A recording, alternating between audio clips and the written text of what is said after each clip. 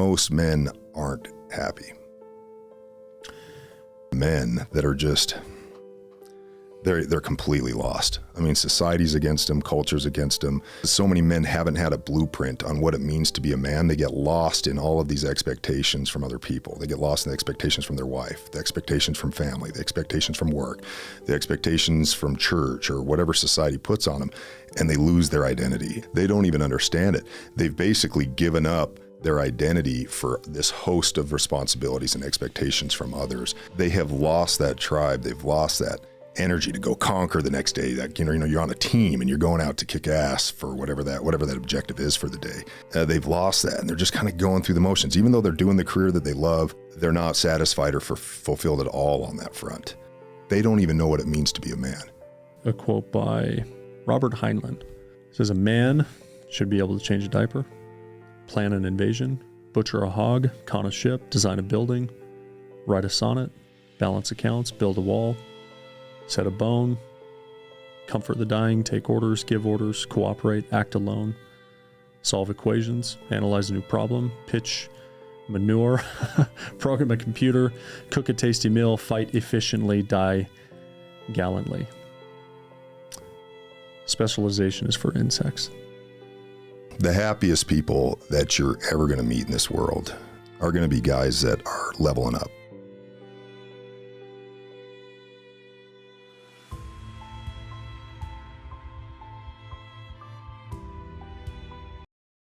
This is an interview with Adam Allred. If you haven't already come across Adam on the internet, you surely will soon. He's blowing up for the content that he's creating around making men great again. This is his thing, and it's an amazing work that he's doing. We spent a lot of time talking about just men and masculinity and this idea of toxic masculinity that exists in the world. We talk about how hard it is to be a man, but how important it is to be a man in today's age. We talk a lot about women also and their role in all of this. And I just found this to be insightful. I found it to be inspiring. I wouldn't say I agree with 100% of the things that Adam says, and I think vice versa. But I think a lot of what he talks about is really, really important for our time. So welcome to the Rollercoaster Podcast. Strap in, and thank you for being here. Adam Allred, welcome to the Rollercoaster Podcast. Tyler, man, I'm glad to be here. Thanks for having me. I appreciate you being here. Adam, you're somebody who your content has really taken the social media world by storm. You talk about topics that for most we are uncomfortable talking about, including myself, for the fear of judgment, fear of pissing off half the world, fear of whatever, right? And you're willing to go there. You're willing to say some of the things that you say. So this podcast is going to be a little bit different than what my audience is used to. And we talked a little bit about this before we started.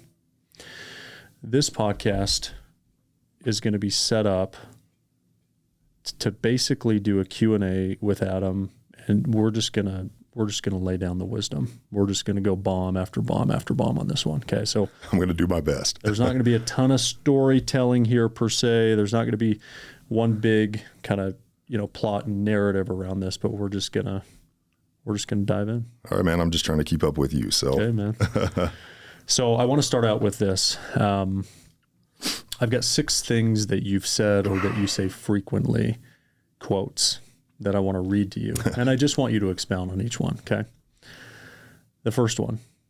Surprised you didn't wear the hat, okay? Yeah. The first one. Make men great again. What do you mean by that?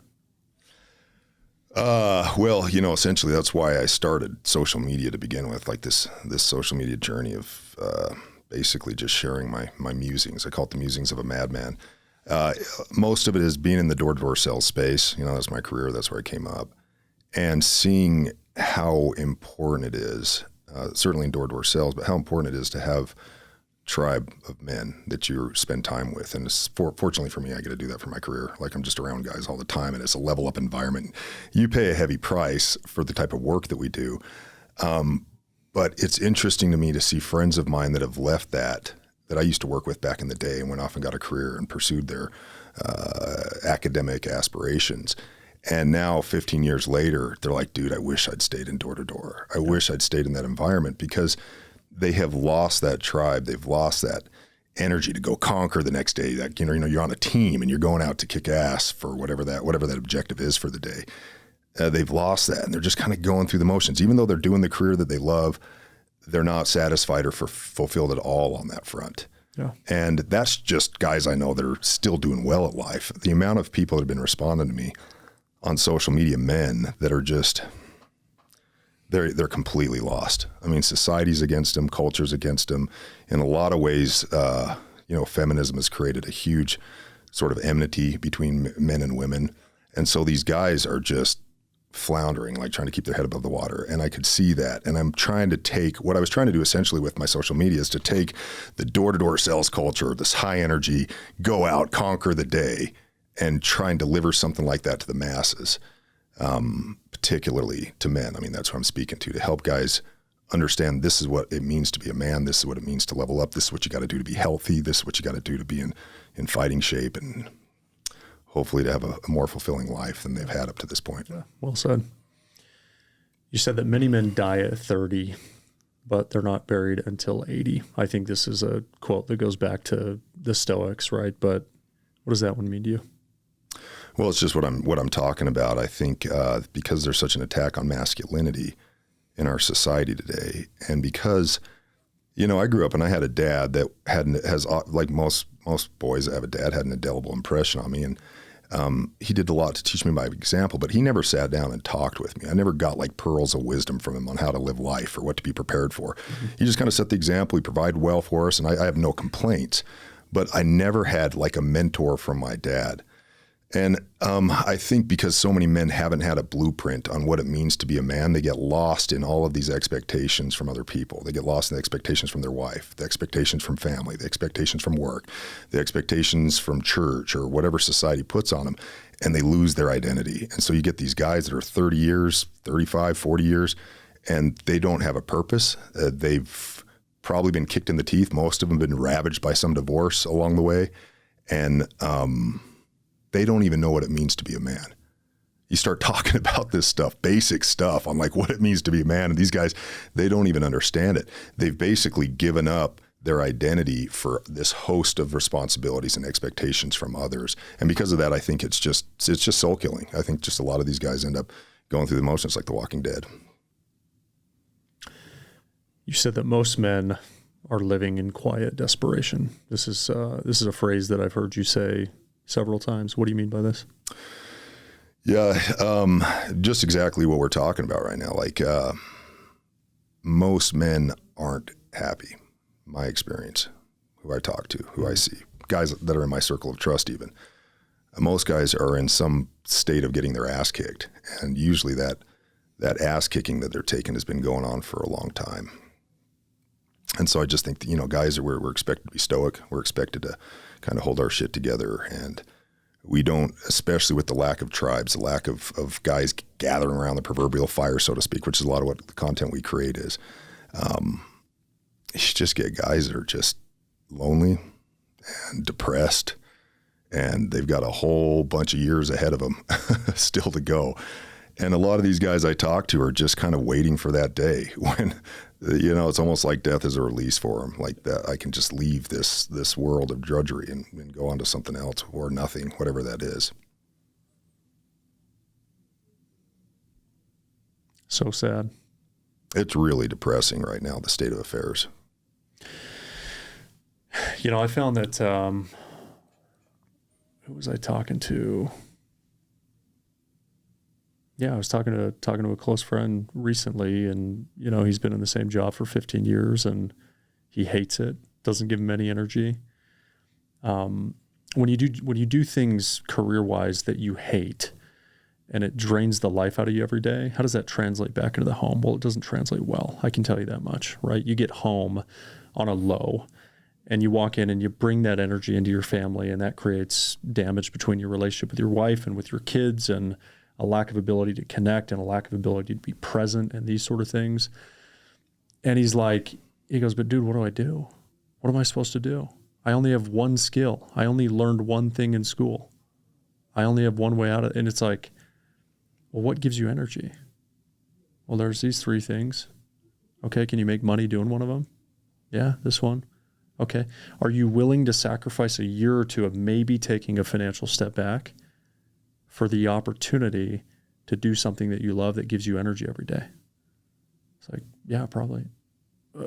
Okay, then go and do that, right? Don't live your entire life until you die. God forbid that you live until you're 80, until you die, to make that kind of change, right? But it's like the majority of men are doing what he's doing. Well, and whoever tells you that, right, when you're young, when you're coming up. And the problem with a lot of these guys is that they know they're unhappy. They want to make a change. They can look at it and say, yeah, I could maybe pursue this and I'd be more fulfilled. But you got a wife, you got a kids, you got a mortgage, you got payments. Yeah. And so how do you pivot at that point? You're kind of stuck.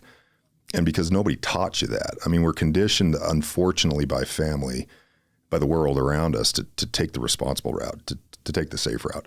Go get a degree, go get a job, make sure you can pay your bills. And that's about all the instruction that most men get at best. So when you do that, I think you just set yourself up for failure, because you're going to end up just being the cog in the machine of somebody else. And you're going to live your life working for somebody else until they find somebody cheaper than you, or artificial intelligence replaces you, or whatever. And at best, they tell you what you're worth. They tell you how long you can work, how long you can go on vacation, and they could tell you, you're going to tell you, hey, you can retire. Here's the big carrot for buying into the system, playing by the rules. Is that you get all this debt from school, you go get some job that you hate, you work your life away for 30, 40 years, and now you can retire and you can watch Golden Girls and play golf until you're dead, when all your dreams have been ground to powder. And it's a failing system. I just read this poll a couple of years ago, 85% of men hate their career. It's a failing system. It doesn't work. Yeah. You said that your relationship needs to be ran like a business. You need to lead it and manage it. What do you mean by that? Well, I think I was like this in my first marriage. So I'm on my second marriage right now, and it's so good. I learned a lot of lessons from my first one. There was a lot of things that I did wrong. And one of those things is that I didn't understand how to manage the relationship at all. I didn't understand what my role was as the man of the house. I mean, I thought I provide, I come back, I help out at the house when I get home. And, you kind of have this notion that when you find that right person that you're ready to commit to, that it's kind of like happily ever after sort of thing. Like, okay, you've got to that point. And then what I think a lot of guys do is they take the relationship and they kind of put it on the back burner. So they're like, it's going to stay over there, and I'm going to focus on all these other challenges, all these other things that I've got to work through. And because of that, the marriage starts to take, a downward turn. And I think a marriage is really like a business. I think if you want it to work well, you've got to go in with what your goals are. You've got to be super focused on it, just like you have to be on a business. You step away from a business, you know what's going to happen. I mean, unless you've built yourself up to a point where you really train the right kind of people to run the business and the way it needs to be run, which takes years, sometimes decades, before you have those right people in place so you can start to step away. I'm sort of in that with my business right now, but it's taken 22 years. If you don't really focus on your marriage, if you don't really understand your partner and the changes that she's going through, and what makes things work for her and what doesn't, on how to communicate with her, how to hold boundaries with her, how to have common goals and communicate with her, you're going to find that your marriage is going to start to suck, I think. And I think most marriages do. And I think a lot of it's because there's not any understanding or skill set the guys have going into it to understand, hey, this is ultimately a business. Yes, there's romance and there's chemistry and there's excitement, and that's all fun and that's great, and that makes a relationship exciting. But to make it really work, it takes work and it takes focus, and it takes, I think, in a lot of ways, a strategic mind to be able to do it right. That's well said. There's not a ton of people know this about me, but I sort of out of passion, I coach 4 or 5 CEOs of software businesses that range between 20 million of revenue and 150 million of revenue. So these are companies valued at 100 million to $1 billion kind of thing. And I teach a specific framework that's called the Mochari method, which is one of the greatest CEOs and CEO coaches ever. There's a guy named Matt Mochari that developed this framework 20 years ago. And I've really the last year started to introduce the idea that the majority of these frameworks that work really well for CEOs in business work incredibly well in the home. Like incredibly well.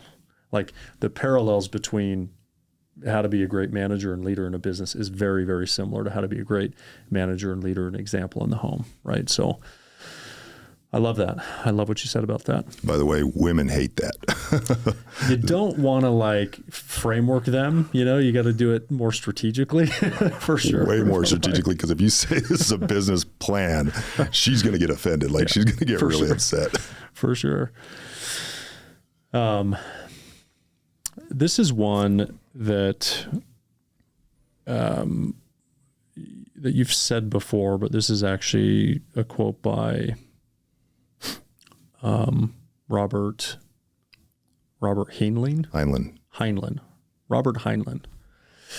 He's got some good work out there. As I researched him, I'm not super familiar with a lot of it, but he's got a lot of really good quotes. This is one of them.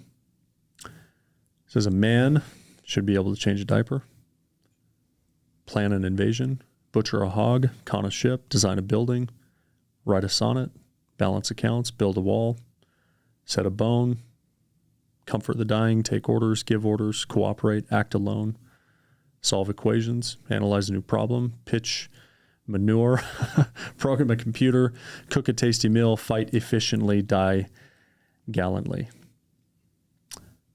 Specialization is for insects. It's a lot of shit. Yeah. One, I can't do all those things. So I take that as a metaphor, right? Like, the happiest people that you're ever going to meet in this world, from what I've observed, are going to be guys that are leveling up. There's this program to life, when you start to figure out what the programmer has set, you start to figure out these rules, you can start to orient your life in a way that gets really fulfilling and really happy really fast. Yeah. If you can discipline yourself and kind of stay focused on that. And one of those is that the happiest people in the world are the people that are helping others, that are serving. This is where you find fulfillment, or are leveling up and improving at something, right? Mm-hmm. And so that quote to me is a metaphor that as a man, there's never a place to be complacent. Like, you have to be well-rounded. And I'll get pushback from this on social media. Guys are like, no, that's not how you make money. You specialize in something and then you can make a lot of money. I've had some comments like this. And that's kind of true. I think most people that specialize in a set of skills, they just end up working for somebody else, although that's not always the case. But the idea that you should be perpetually developing new skills, perpetually getting yourself in more and more fighting shape, not only so you can have that sense of fulfillment of, yeah, I'm leveling up, I'm kicking ass, I'm playing the rules of this program, the simulation that we're in, but because then it puts you in a position where you can be more helpful to more people, which is just one of the quickest ways to get your life on track, in my opinion. Yeah. I want to talk a little bit about, I want to ask you a couple of questions before we get into some of these specific questions about men. What would you say changed in you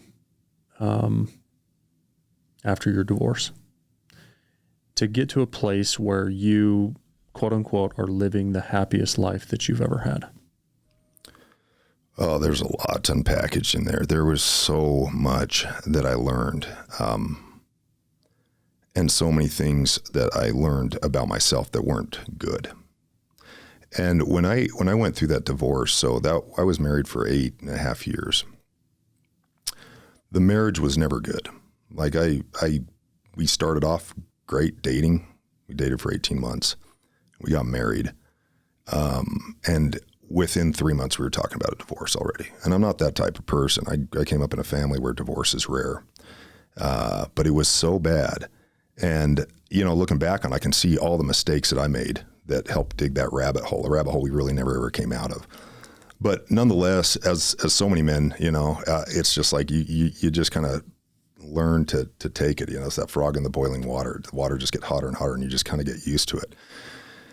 When I went through the divorce, it was originally instigated by her. So she pushed for it at the end. We were so bad together and I just couldn't see it. I was at, go down with the ship, you hang in there for the kids. You just, you don't quit.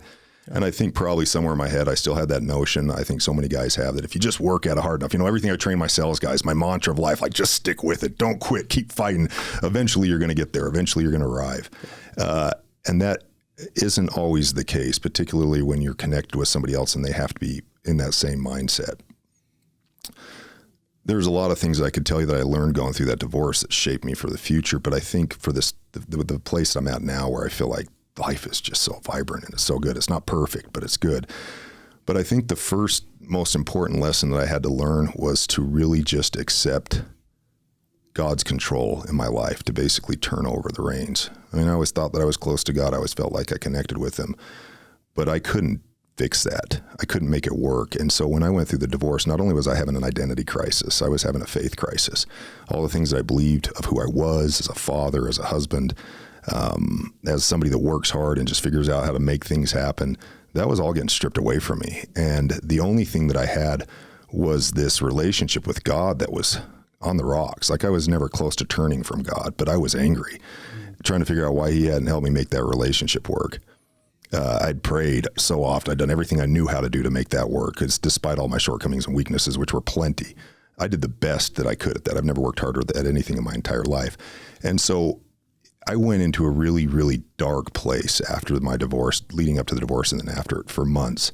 And I remember there was times when I'd be sitting in the shower at the gym. I'd barely get my ass to the gym, get the kids off to school, get in the gym, just trying to go through the motions, just trying to keep my head above the water. And I would be in the shower crying. It sounds pathetic, but I would be alone in my little gym shower crying, sometimes for an hour or two before I could get ready to go face the day and take on the responsibilities of work and everything else that I had ahead of me. It wasn't until I learned to lean into that suffering. This is one of the most important lessons I've ever learned in my life, that suffering and pain and uncertainty is not bad for us. It's an opportunity to transition. It's an opportunity for us to learn things. And it wasn't until I started leaning into it and embracing the suffering, embracing the depression that I had all day, every day, that it actually finally started to lift. And once I started being grateful for it, and that was a process between me and God. God helped me get there. And I think just because I didn't lay down and quit, I believe God is always going to get you where he needs you to go, as long as you're willing to keep getting back up and keep trying, even if your efforts seem like they're not leading anywhere. So learning to trust that God has a promised land in store for us, but we're going to have to pass through the wilderness. We're going to have to pass through some really, really tough, uncertain times to get to a better place. I didn't see it in the moment, but looking back on it, I can just see how my life was guided and how I had to learn how to be okay in a place of darkness with God and accept that and embrace it, because I couldn't just change it. I couldn't just work my way out of it, or, read a motivational book or listen to a podcast, and all of a sudden I was put back together and could do what I needed to do. So, and I really believe on a spiritual level that you can only ascend to the levels that you've descended, that there's a scale there. And so the darker that you go, the harder the hero's journey, so to speak, descending into that darkness. The deeper that you go into the darkness, the greater you're going to have when you come out of it, the greater light and expansion and life and energy that you're going to get coming out of it. And that's been my experience, just working through those dark times. And now I'm like, dude, I couldn't imagine how good life could be. Like, it's just, I pinch myself. I'm like, this is insane. This is stupid how awesome life can be if you're just willing to keep working at it and trust God. Yeah, it's well said. We're going to go into a segment called 7 Questions for Men. It's going to be awesome.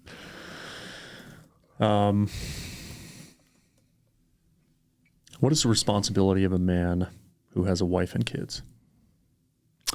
Well, it's the basics, right? The first responsibility is to provide and protect. The first 2 is to make sure that you're taking care of your responsibilities in terms of the material side of things. So you got to work. You can't be lazy. I know a lot of guys nowadays just sit on the couch and play video games, and they're not taking life seriously, and they've got a wife and they got kids. I don't understand that. So your first responsibility as a man is what it's always been, is to go out and provide for your family. But that providing goes a lot further than just the material things. You've got to provide spiritual guidance for your family. You got to provide mental stimulation, particularly for your children, on how to keep them, leveling up and growing and developing.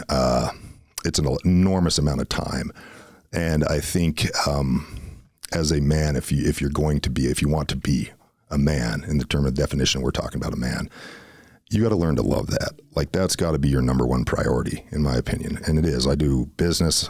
There's a lot of different businesses I'm involved in right now. I love it. It's exciting. It's fun. But all of those things, if I compile them all together, the satisfaction and enjoyment I get out of all of that pales in comparison to what I get out of my experience with my family. Yeah. How does a man become dangerous? And what do you mean when you say dangerous? So this is something that gets often misunderstood when I talk about it, particularly by females. I don't want a man that's dangerous.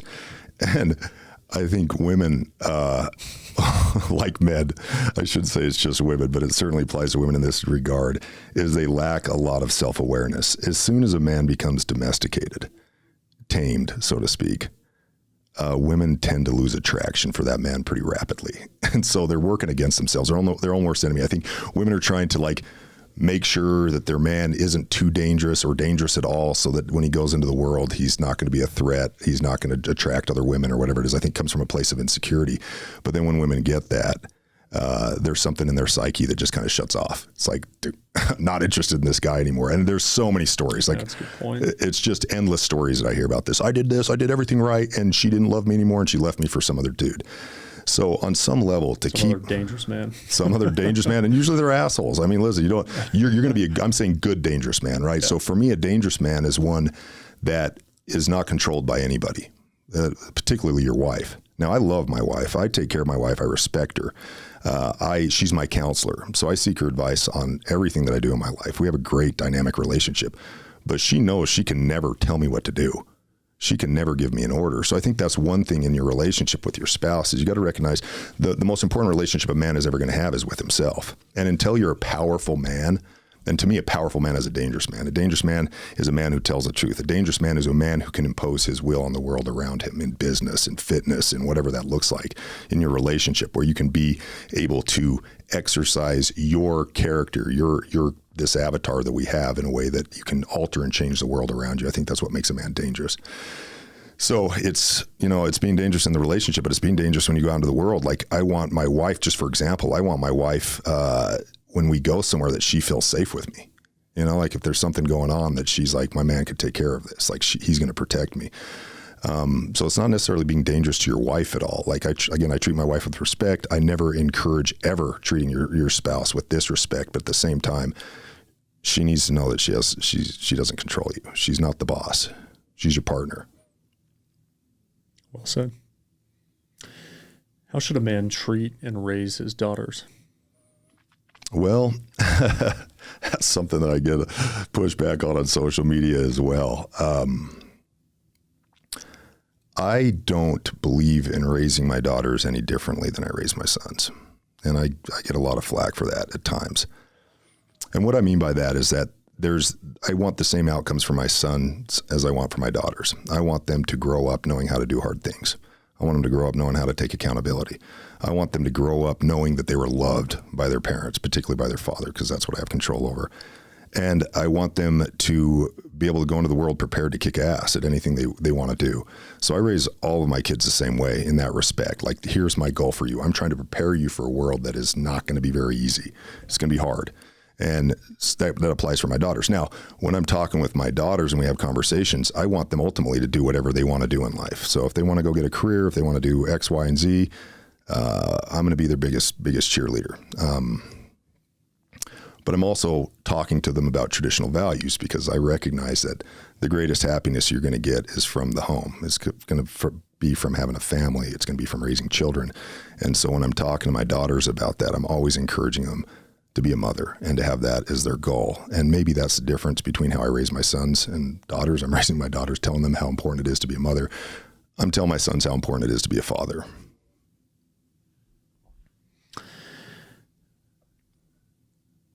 I love my daughters. I've got a son. He's the oldest, and then I have three girls. And I'm a sucker for a good daughter song, And there's one that a friend of mine sent me recently, and I want to read you some of these lyrics. It says, I want to be there when the voices in your head are loud enough to make you lose your mind. But just the same, when you're dominating the day, I want to be the one who's by your side. You know, my love is not a jealous type. It doesn't matter if we win or lose. Oh, I could stay or I could come, no matter where you're coming from. I can be the one to let you choose. I want to hold you close, but never hold you back. Just like the banks do the river. And if you ever feel like you're not enough, I'm going to break all your mirrors. I want to be there when the darkness closes in to make the truth a little clearer. I want to hold you close, but never hold you back. I'll be the banks for your river. The name of that song is Banks. Yeah, I've got on my playlist. Gosh. One hits hard. It's like so good. I think it's well articulated too, which is, you know, I'm not going to be here to give you all the answers. I'm not going to be here to coddle you all the time. I'm not going to try to save you and protect you all the time. I need you to go out and blossom, but you better believe I'm going to be here for you. Whenever you need me, I've got your back. I'm going to be the banks for your river, right? Yeah, we were jamming on that earlier a little bit.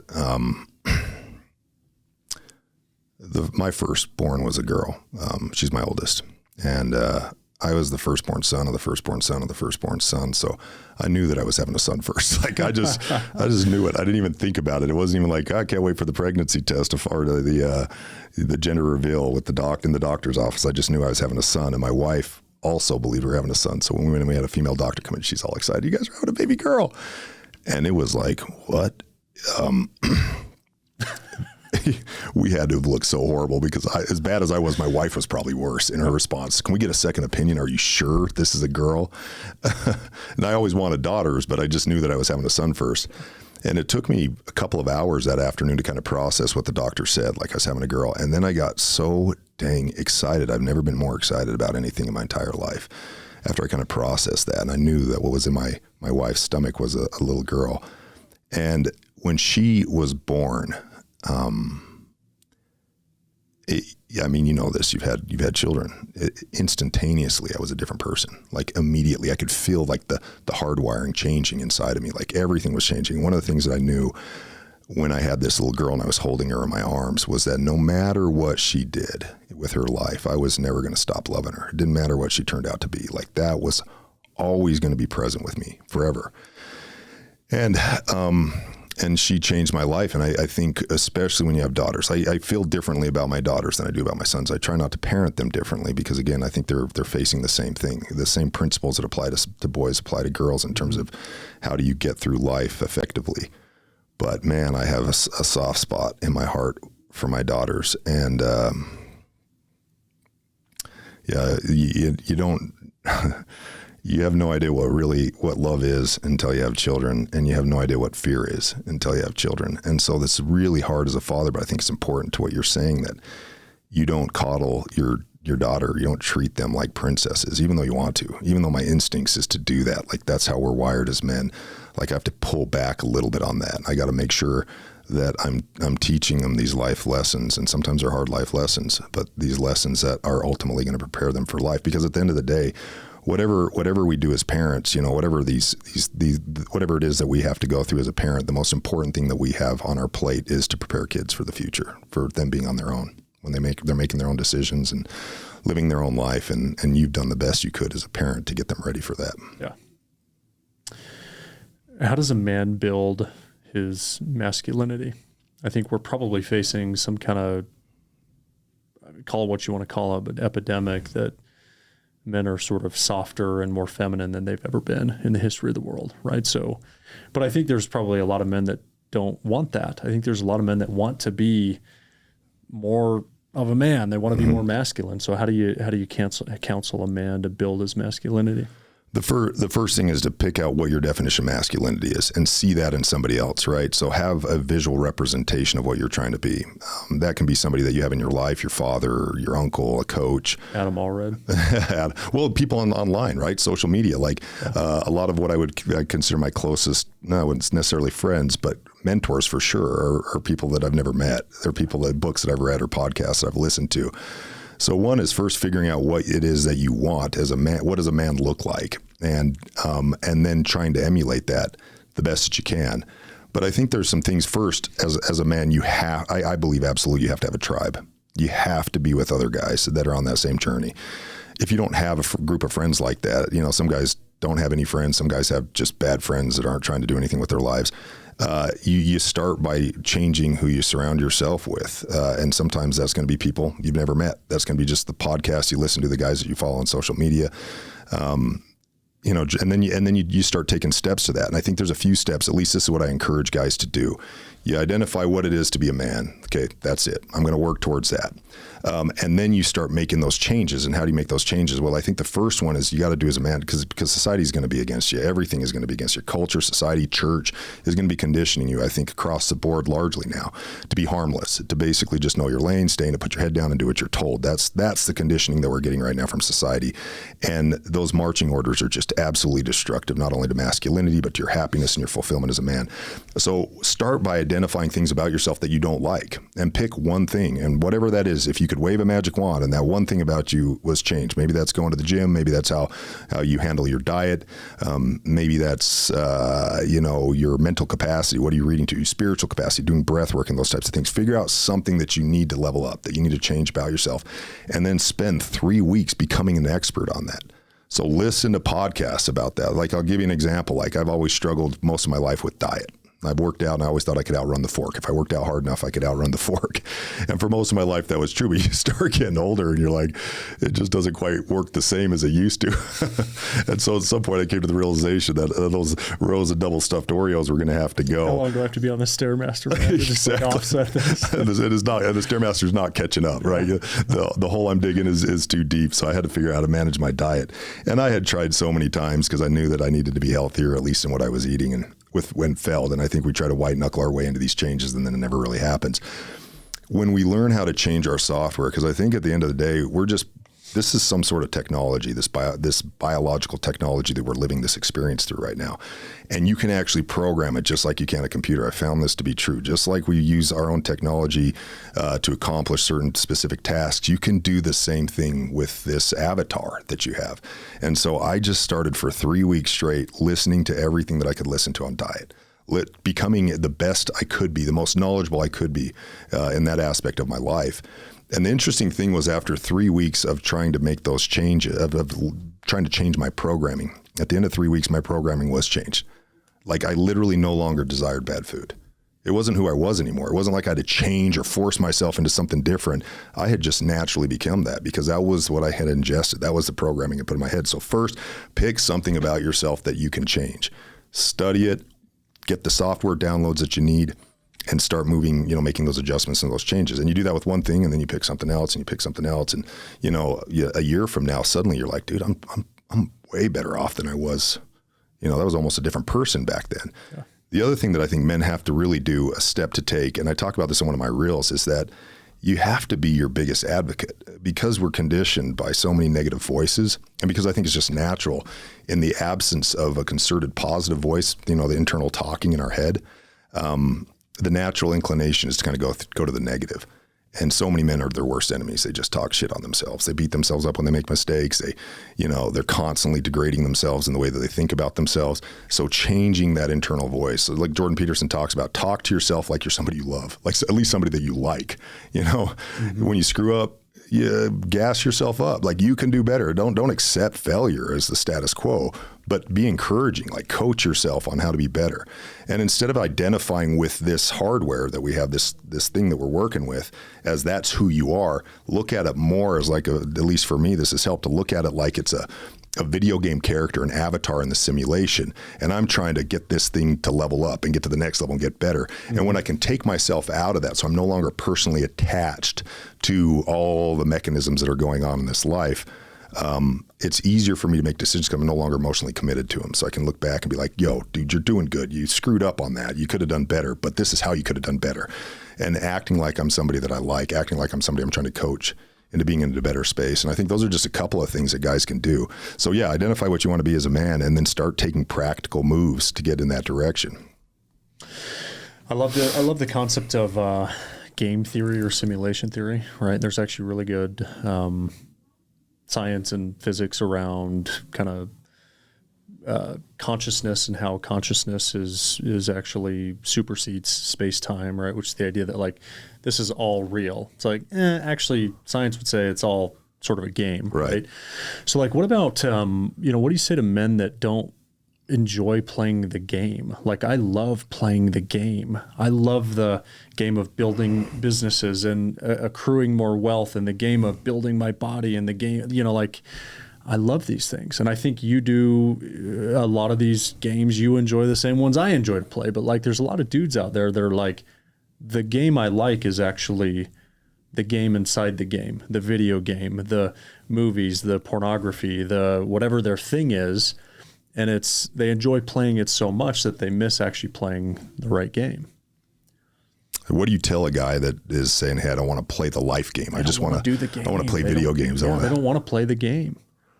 Well, man, this is, you have to some extent, right? Like, yeah, you can hide away in your mom's basement, I guess, and maybe you can do that for a long time and play video games. And I think most of us recognize that that's going to be really miserable for people. So you just have to learn to love it. And you're going to learn to love it by doing it. I mean, that's the thing, is you just do it. I hated going to the gym when I first started going to the gym. Yeah. I started going to the gym because I was really insecure. Yeah. Speaking of wanting to change something about myself, I was so skinny I'd take my shirt off in high school, and kids would be like, dude, are you okay? Like, my ribs, you could see like my rib cage and stuff. I was just like a twig. And I was so self-conscious about it. I was like, man, I gotta try and change that. So I started going to the gym, and I hated it. And I kept making myself go to the gym and going to the gym and going to the gym. And now, I mean, for the last couple of decades, I love it. I mean, I absolutely love it. It's my therapy session. I tell everybody it's better and cheaper than therapy. Get your ass in the gym and go work out. So that's just one aspect of life. But when you start to improve, just like in a video game, and video games are structured just like life, we just don't see it as clearly, right? As you improve, it gets more and more addicting. As you level up and you get to that next level, it gets more and more like you get more and more obsessed with it, and you find more and more fulfillment out of the video game. When you learn to do that with life, man, it's just infinitely better than anything you're going to get out of a video game. You start leveling up in life, and you treating life, hey, this is a simulation. I'm in this video game. Whether I want to be or not is not really relevant. I'm in this video game, so how can I make the most of it? And sitting in your mom's basement playing video games is not going to be the solution. It's not going to give you a fulfilling life. So if guys say, hey, I don't want to play the game of life, shoot, do whatever you want. If you want to be miserable, that's the thing about life. You get to create your world. I mean, I think that's really what's going on in life. We have religion telling us to follow a whole bunch of rules and do X, Y, and Z, and then pass off some test at the end of this life, and you can move on to the heavenly choirs or whatever that is, sit on a cloud and pluck at a harp for the rest of existence. I don't really think that's what's going on. I think God has essentially given us the same power that he has, in the sense that we get to come down here and have this wild, crazy experience in life where we essentially get to create whatever it is we want to create. And it's so damn cool when you start to see it that way, because then you're no longer just kind of going through this life, not really sure why you're doing what you're doing. And, like we were talking about earlier, just going through this life, or like Kanye West talks about these coffee tables. Have you ever heard him? Mm-hmm. There's a mashup. I just shared on my story. I do it every year. It's a mashup between, I don't know who did it, but Kanye West and Steve Jobs. And, when you're a kid, somebody tells you don't jump on the top or jump on the coffee table. By the time you're 40, you're surrounded by coffee tables. You're just living your life in this this is a different description of the simulation, but you're living your life according to somebody else's rules. When you can wake up and say, man, I can create whatever I want. I can make this avatar into whatever I want it to be. I can make it miserable. Sure. If you want to go play video games and not level up and not take this seriously, you can create that. But if you want to have a really vibrant, exciting life, you get to create that too. It's just a lot of work. It's a lot of time. It's a lot of focus. And it's working on becoming more and more self-aware and recognizing what the rules are of engagement in this simulation that we're playing. Yeah. I mean, it goes hand in hand, but a different question. A lot of men hate themselves. A lot of men have a really hard time loving themselves. So what sort of advice do you have for men that have a hard time loving themselves? Well, like we were just talking about, in fact, I ran into a buddy of mine, at the gym a few weeks ago, and I hadn't seen him in a while. He's a firefighter. He's a little bit older than I am. And he came up to me and said, hey, can I talk to you? And I was in a hurry trying to get through my workout, but he doesn't ever come up to me and just say, hey, can I talk to you? So I knew something was going on. I stopped, turned off my music. Yeah, what's going on, man? And he ended up telling me that he'd watched one of my reels, and that it helped him so much because he's at this point where he doesn't want to live anymore. And we started talking about what was going on in his life, and I could tell right away that he didn't like himself. I mean, that's kind of intuitive, but he didn't like who he was. And he had inherited an identity, speaking of coffee tables and programming, He had inherited an identity from his father who was abusive and neglectful and talked poorly to him. So that's what he's been carrying with him his whole life. And to his credit, he has a job. He takes care of his family. He has children. He's a good guy, but he's never learned to like himself. And so he's unhappy, deeply unhappy. And here I am talking to him, what can I do to make those changes? And so a little bit about, like we were just talking about, I said the first thing is start talking to yourself like you're somebody that you like. Like, you've got to change that. That's not an easy thing to do, and you're not going to do it overnight. It may take you a year, it may take you 5 years, it may take you 10 years. But that's the best work that you can put in, is learning to like yourself by how you talk to yourself. So you got to change. Every time you're conscious that you're saying something negative about yourself in your head, some sort of programming that you've inherited from life, whatever that is from your past, to immediately correct that, to change that to something that's positive. And you do that enough times, and it starts to become your reality. Your story in your head will ultimately become your reality. So the first step is like, what is the story that you're telling yourself? And learn to change that and take ownership. Again, you get to create this. There's no rules in this. You can create whatever story you want. Now, obviously, you're not going to say, hey, I can go play at the NBA. You know, I'm not at that level. But you can start to orient yourself in a positive direction. You can start to orient yourself differently with yourself, you know, how you view who you are.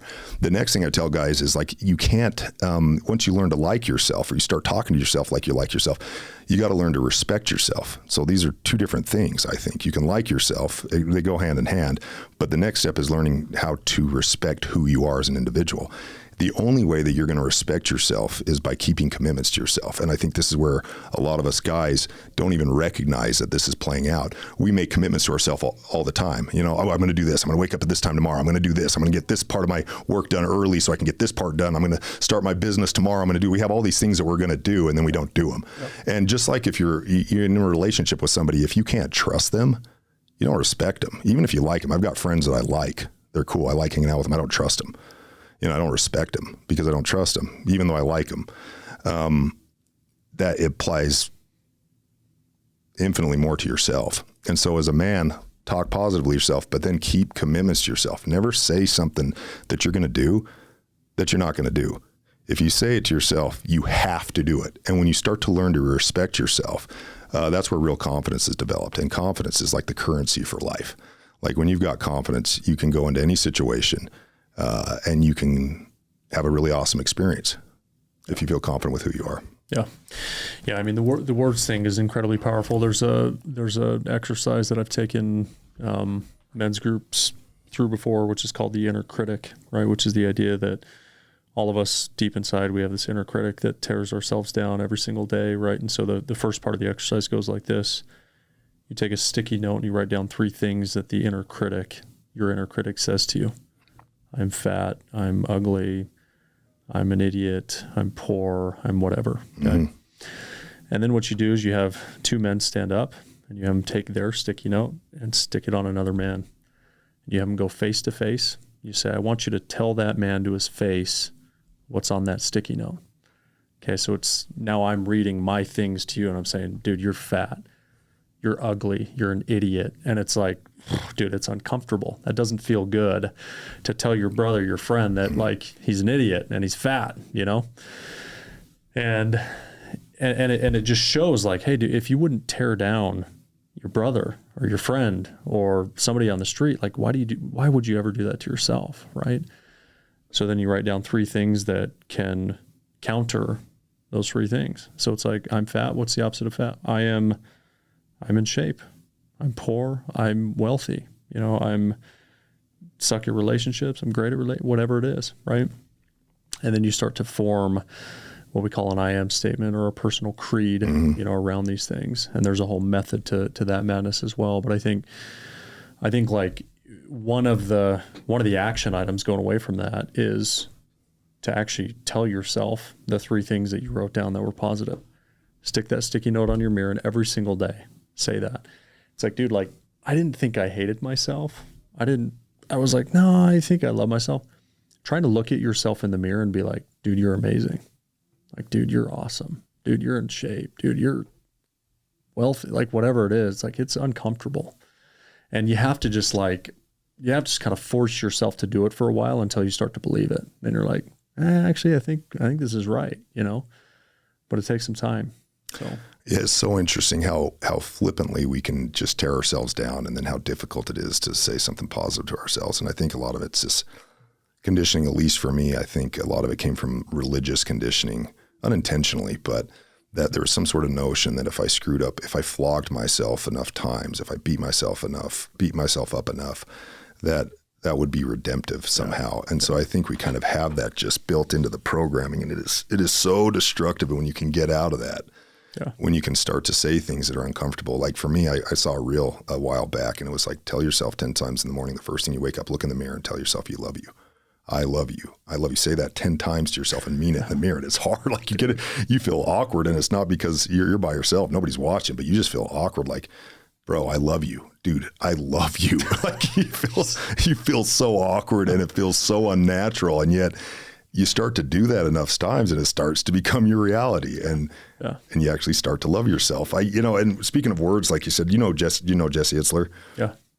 He came out to an event for my company. We had him come out and speak, and he gave this really dynamic talk. I don't know if you ever listened to speak, but he has like a DJ up there with him, and it's kind of like him doing hip hop / telling these stories, and it's spot on. But the phrase that he kept saying over and over again in that training to my guys was, the words you say matter. The words you say matter. And I think he was talking more about the words that we say to ourselves than anything else. Yeah, that's well said. Over 90% of men feel like they don't have one other man to call when they are in their darkest hour. What does having a solid brotherhood do for men? I mean, I know we've talked about this, but there's a lot of men that are, going through it. They're at that breaking point. Like, I'm not sure I can keep going. Right. Mm-hmm. Yeah. A lot of men. And, I read a study recently that the majority of men, said they didn't have one close friend.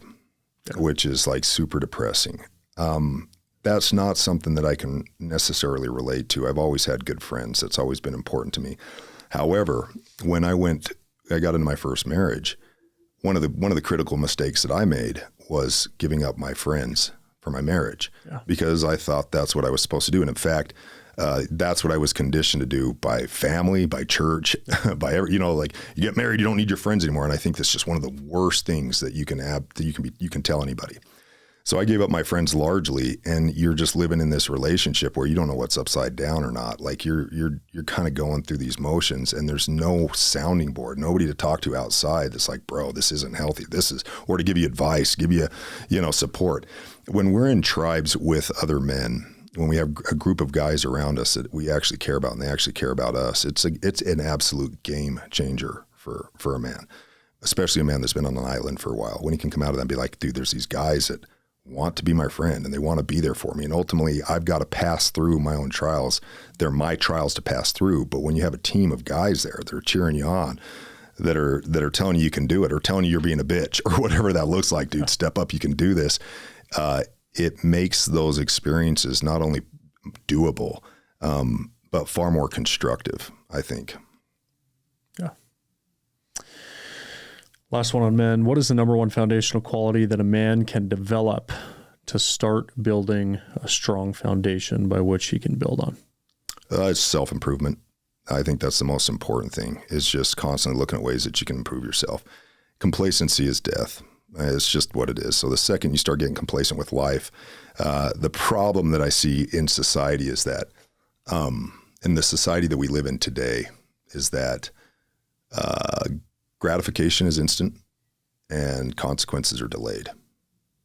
Just the way things are structured now. Mm-hmm. So you can start making really poor life decisions. You can start with small, poor life decisions and grow, multiply, and you don't see the immediate consequences of that. It used to be not that way, right? Like if you screwed up, you're getting killed. You're going out to hunt. And if you weren't ready for that, if you weren't in fighting shape for that, if you didn't have a tribe of guys with you, there's a good chance you weren't coming back. Because that's not how it is now. It's so easy to get down these rabbit holes and not know how to get back out of them. So the first step, I love what Jordan Peterson said about that. He blew up on social media. I think largely, he says this largely because he started telling guys they weren't fine just the way they were. so many people were, you're fine, it's okay, you're doing fine. And guys are like, I'm not doing fine, I'm getting my ass kicked right now. And you keep telling me everything's okay. It's not okay. They know it's not okay inside, but they're told by all these, outside sources that it is. And so they're trying to play this role of like, everything's okay, but it's not. And here's Jordan Peterson coming and saying it's not okay, but the good news is you can change it. And the first thing he talks about as an example is like, get up and make your bed. Find something you can do tomorrow that's a little bit better than it was today. Make make your world a little bit better tomorrow, a little bit. It doesn't have to be big decisions, just something small that you can do, and do that enough times until it becomes a habit, and then do it again.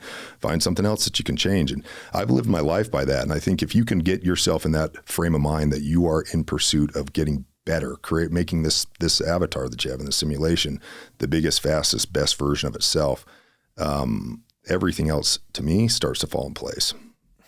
That's well said. You, when did you do your first social media post? Like with the Adam Allred that the world knows today? It's roughly about a year ago. Okay. Almost on that year mark. And what compelled you to do that? One is this seeing that need that we talked about, just so many guys getting their asses kicked and not knowing what to do about it. Yeah.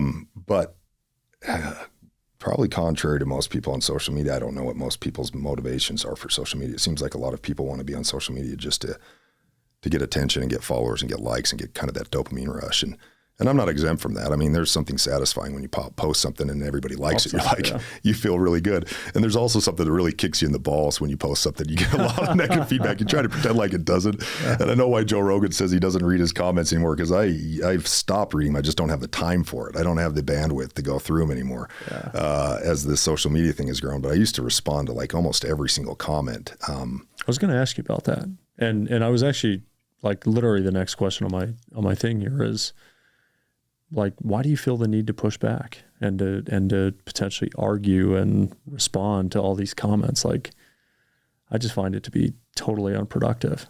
But you may have a different take on it. I think it's unproductive for the most part. The vast majority of times, if I've engaged in an argument, a lot of times it's not arguments. A lot of times it's positivity. Like somebody says something and we're riffing on something positive about it. Yeah. So it's not all negative, but when you're getting in an argument with somebody on social media, it rarely has much of a change. However, I've had a few examples when it has made a change, where somebody's like, oh, dude, I'm so glad you engaged with me. You just got to follow. I love that. Because I was able to explain it. For me, the need was mostly like feeling like I needed to be understood. Like, you were misunderstanding the message, so let me clarify that. And that was more of the need of responding to negative things. Sometimes it was like, dude, this is such a stupid comment. This is easy to just tear apart. And it would... I regret to admit that it would just feed my ego a little bit. It was just satisfying that somebody would like pop off and then you could just like eviscerate them a little bit. That's not something I'm proud of, but it has been some of the times I've replied. However, what I do think I've found to be valuable in that response is I've had so many people reply to my comments or say, dude, I saw you in the comments. I loved how you said that or explained that. So I think it's more for other people, because people scroll through your comments. They're going to start reading the comments if they like the post a lot of times. And it's just a way that you get to engage more with people that are following your content, where they can see how you responded to a criticism or a challenge to it. And be like, oh, that makes sense. Or maybe it stirs their mind a little bit and they start thinking more deeply about the topic than they did just listening to the reel. So I do think there's a value in that. The reality is it was just way too time consuming. Like, literally I'd come home and I'd spend 2 hours just replying to comments, sometimes 3 hours, sometimes 4 hours. I mean, there was times I'm like, the comments are going, I still reply to some of the comments. I've got strings of voice messages. I've gone through, for better or worse. I don't know if that's the right move. At this point, I just don't have the time to do it. So it's not as common that I reply. How do men, to kind of wrap this up, how do men, follow you, find you? And I think if I understand, you have some kind of community that you're building that men can join. You want to talk about that? Yeah, absolutely. So Adam Allred Official is my personal page. I post up just this, basically the musings. Like I said, it's like the musings of a madman. And I don't pretend to be an expert at anything. I'm just living my life and sharing what I think has worked for my life. And I feel like I have a pretty awesome life. So if somebody's got a better life than me, I don't pay attention. But if you feel like there's something you can learn, then come and listen and push back. Have it, work out these ideas in your own head and see what sticks and what doesn't stick. Within Adam Allred Official, me and my team have created a group called Doughboy Nation. And Doughboys, this is spectrum. So you got on one end of the Doughboy spectrum, you got the Pillsbury Doughboy character, the soft, harmless, fluffy character, and you poke him in the stomach and he giggles. And on the other end of that doughboy spectrum, you got these soldiers in World War I that were called doughboys, and they were charging from one trench to another, into the firing squad essentially, and they were for the good of the cause. Like they were willing to lay down their life. Badasses. These hard soldiers, badasses that were just that knew what it was to be a man.